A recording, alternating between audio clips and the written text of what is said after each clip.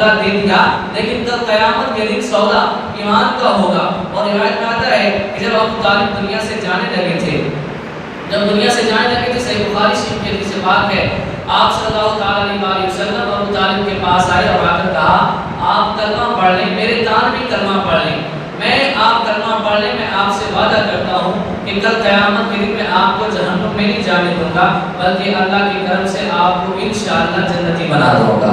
یہ انہوں نے کیا کہا؟ قریب ابو جہل کھڑا تھا، اس نے کہا کہ اے ابو طالب دنیا سے جاتے ہوئے اپنا ایمان بدل رہا ہے، اپنا عقیدہ بدل رہا ہے، اپنے باپ دادا کا دین چھوڑ رہا ہے، تو انہوں نے دین کو نہ چھوڑا۔ یہ حدیث بخاری شریف میں 3672 نمبر کی حدیث پاک ہے اور مسلم شریف میں 210 نمبر کی حدیث پاک ہے۔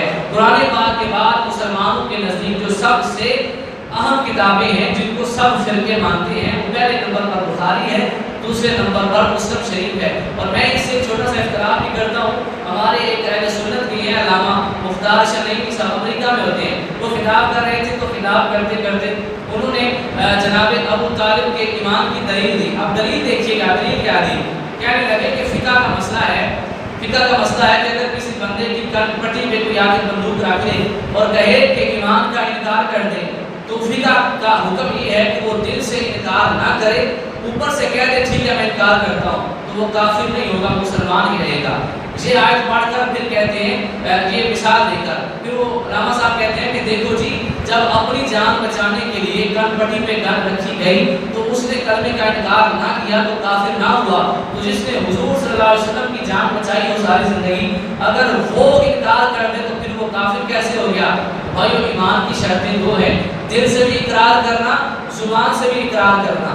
تو جب بندے نے ساری زندگی زبان سے اقرار کیا ہی نہیں تو پھر تم کیسی مثالیں دے رہے ہو؟ اور ہنسی آتی ہے یہ دلیلوں کی سن کر کہ یار بندہ کوئی قرآن سے دلیل دیتا ہے، حدیث سے دیتا ہے، بندہ ائمہ کرام کے عمل سے دیتا ہے، جب قرآن کے بعد سب سے بڑی ہمارے نزدیک کتاب بخاری شریف ہے، مسلم شریف ہے، تو بخاری شریف میں یہ حدیث پاک 3672 صفحے پر ہے، مسلم شریف میں 210 صفحے پر ہے۔ اور پھر یہ تو میں نے حدیث سے حوالہ دیا، آئیے اب قرآن پاک کی آیات سے لیتے ہیں کہ قرآن پاک کی آیات اس ضمن میں کیا کہتی ہیں کہ ابو طالب کے ایمان کے بارے میں علماء اور قرآن پاک کا فیصلہ کیا ہے۔ تو آئیے غور سے سنتے ہیں۔ اللہ تعالیٰ قرآن پاک میں ارشاد فرماتا ہے انک لا تہدی من احببت ولکن اللہ یہدی من یشاء وہو اعلم بالمہتدین۔ یہ فتاوی رضویہ شریف ہے، 29ویں جلد ہے۔ فتاوی رضویہ شریف اہل سنت کے لیے ایک انسائکلوپیڈیا کی حیثیت رکھتا ہے، جو فقہی مسئلہ اس کے اندر مل جائے پھر کہیں اور جانے کی ضرورت نہیں پڑتی۔ اور اگر بندہ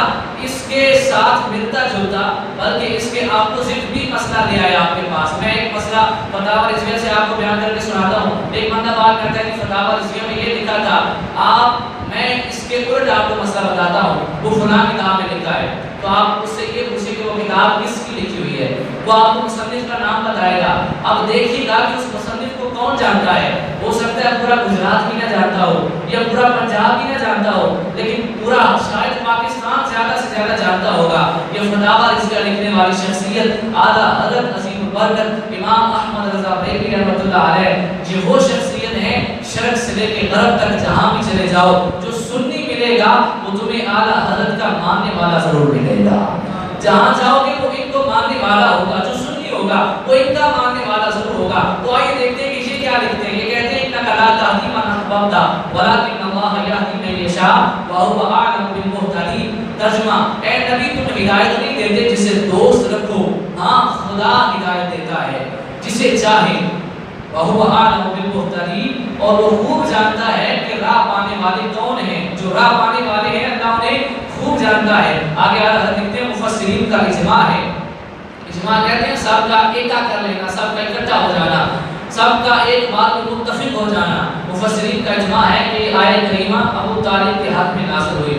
اس کے بعد یہ معالم التنزیل کا حوالہ لکھتے ہیں کہ یہ ابو طالب کے حق میں نازل ہوئی۔ اس کے بعد جلالین کا امام جلال الدین سیوطی کی لکھی کتاب، اس کا حوالہ لکھتے ہیں کہ یہ آیت حضرت نبی پاک صلی اللہ علیہ وسلم کے چچا جناب ابو طالب کے حق میں نازل ہوئی۔ اور روایت میں آتا ہے کہ حضور صلی اللہ علیہ وسلم نے جب آپ کے چچا دنیا سے گئے تو آپ نے جب ان سے کہا نا کہ کلمہ پڑھ لو تو انہوں نے کلمہ نہ پڑھا۔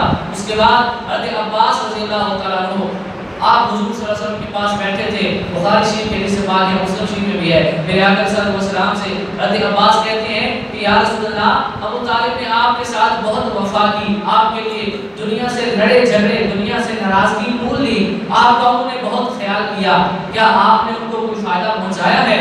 تو میرے آقا صلی اللہ علیہ وسلم نے ارشاد فرمایا کہ میرا انہیں فائدہ یہ پہنچا ہے کہ وہ جہنم کے گہرے گڑھے میں تھے، میرے توسل اللہ نے ان کا عذاب کم کر دیا ہے، اب آگ ان کو چھو تو رہی ہے لیکن صرف ان کے ٹخن تک چھوتی ہے، ان سے آگے نہیں جا سکتی، یہ میرا فائدہ ان کو پہنچا ہے۔